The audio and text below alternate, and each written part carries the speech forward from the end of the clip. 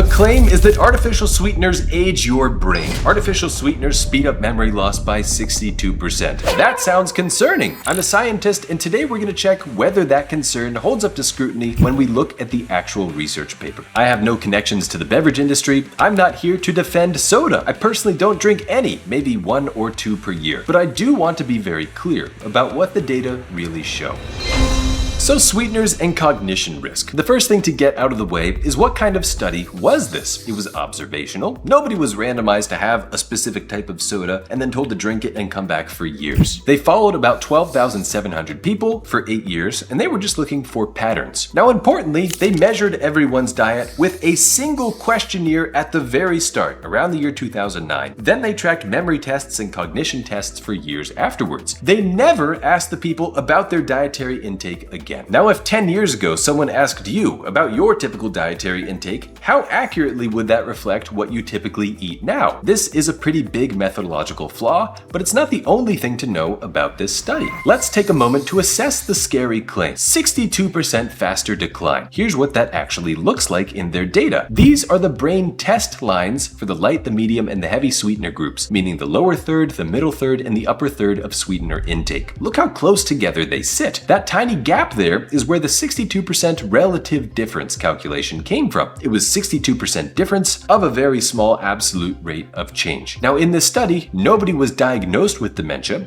We're not talking about clinical outcomes here. We're talking about small absolute differences in the rate of change on test results. And for the processing speed test, the lines actually sit right on top of each other. If you look over at the memory result that some of the headlines are leading with for some reason, there was no difference across the different thirds of sweetener intake. It didn't clear the study's own bar for statistical significance. The question that decides everything in an observational study like this is, were the heavy sweetener users the same type of people as the light sweetener users? Table 1 says no. People who reported using more sweeteners were older, they were heavier, they ate about 300 more calories per day, and they were more than twice as likely to have out-of-control type 2 diabetes. And by the way, type 2 diabetes speeds up cognitive decline on its own. Now we should consider for a moment who reaches for sugar substitutes and sweeteners more than potentially just about anyone else. People who are actively thinking about and managing their blood sugar. So the risk with this type of study is that the sweetener may be a marker for a metabolic problem that's already underway, and that type of effect may still persist a little bit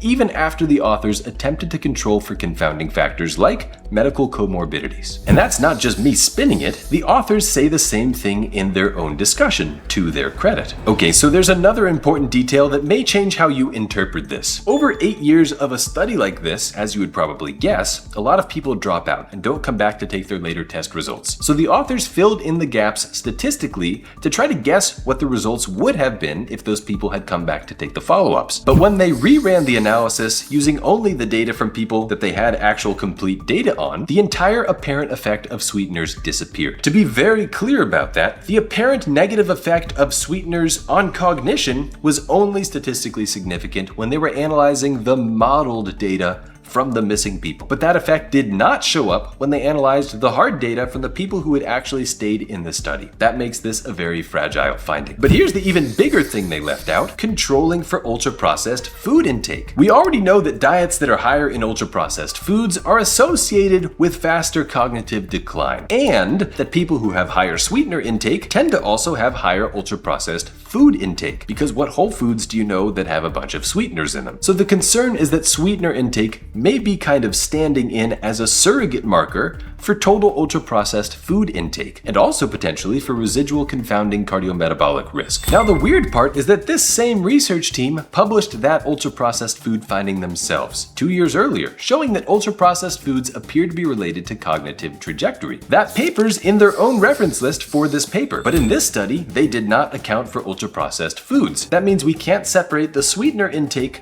from the processed diet it typically comes packaged in. Now, to be fair, on the whole, this was a reasonable study. It was large, it was peer-reviewed, there was no industry money, and the authors flagged most of these limitations of the paper themselves. Like, if you go in and you read the actual text of the paper, it's not as if they were hiding these facts. The figures I've been showing you with the risk trajectories, those are the figures they made. These are the statistics that they calculated. Most of the overreach happened when the researchers' carefully hedged claims from the paper got out into the headlines, and they turned into diet Diet soda rots your brain, which is the type of thing that ignites across social media, even if the researchers themselves never would have said it that way. Knowing what you know now about the details and the results of this study, let's take a look at some of the resulting headlines again. Higher consumption of sweeteners linked to decline in memory. From The Hill. Artificial sweeteners may speed declines in memory and thinking. From Harvard Health. That doesn't make any sense. There was no difference at all across groups. Popular sugar substitutes linked to faster brain aging. From Science Daily. What happened to honest, rigorous health journalism? Has the entire sector now devolved into misleading clickbait? I thought that's what we were supposed to do here on social media. Anyway, I recently wrote a deep dive on actual, evidence-based dementia risk factors for my paid subscribers on Substack. These are some of the comments that my readers have left over on that article. If you want to read that commentary, I will put the link in the description of this video. If you want to read some of the primary literature and reviews yourself, I will also point you towards the 2024 Lancet Commission Report on Dementia Risk Factors, which is a great resource. If you enjoyed this video, you will probably like this one too.